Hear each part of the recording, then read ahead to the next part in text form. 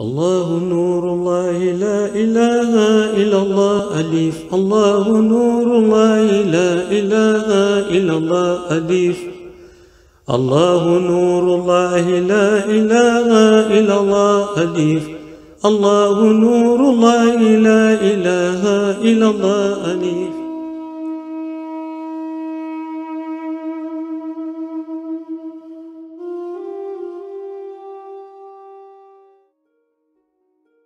Au début du monde terrestre, Allah subhanahu wa ta'ala envoya Jibril alayhi salam chercher dans son paradis quelque chose qui servirait de repère pour Sayyidina Adam alayhi salam. Alors un morceau de pierre toute blanche fut livré à Sayyidina Adam alayhi salam, qui la plaça au milieu du monde. Le prophète Ibrahim alayhi salam reçut à son tour une seconde pierre, et cette fois-ci l'ange Jibril alayhi salam l'a directement récupérée du monde Khaib. C'est une pierre noire que Jibril alayhi salam accola à la première pierre blanche. Souvent, on dit que ce sont les péchés qui ont rendu Hajar al-Aswad noir, ce qui est totalement faux. En réalité, c'est l'intensité de la couleur noire du morceau issu du monde Khaib qui a déteint sur le premier morceau blanc. Mais que renferme donc cette pierre noire? Les Mécois, ignorants du pouvoir de cette pierre, sentaient tout de même que ce symbole devait être préservé.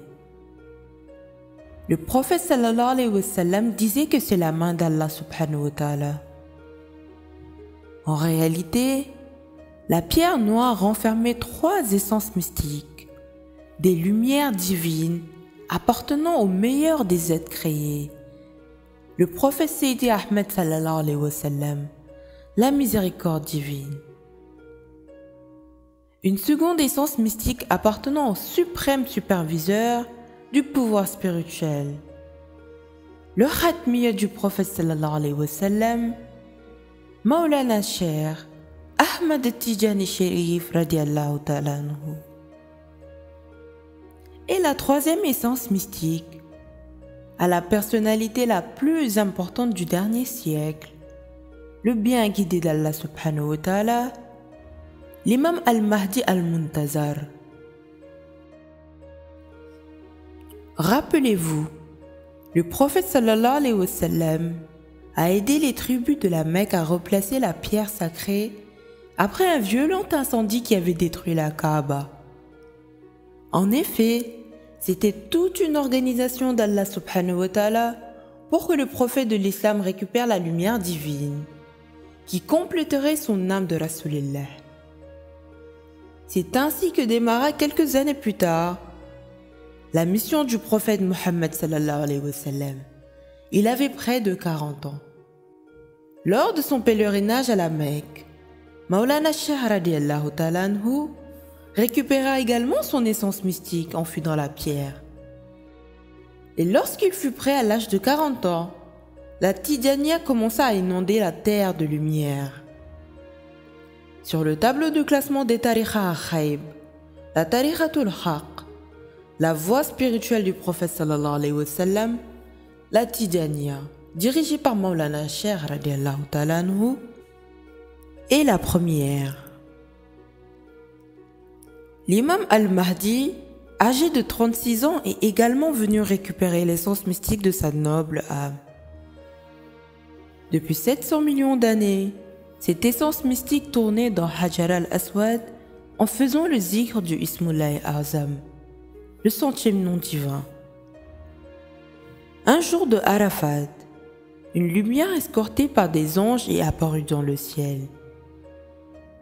L'imam al-Mahdi al-Muntazar, debout sur le mont sacré, reçut dans sa noble âme, en plus de la lumière divine conservée dans Hajar al-Aswad, une seconde essence mystique, Khadir.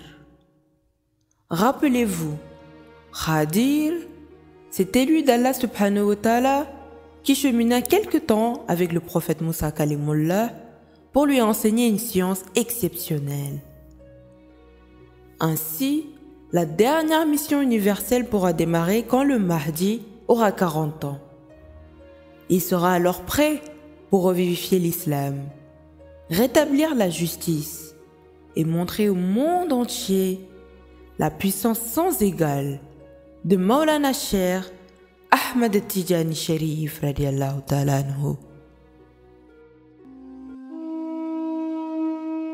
Imam Mahdi, Imam Mahdi, Imam Mahdi, Imam Mahdi. Where are you, our Imam? Where are you, our Savior?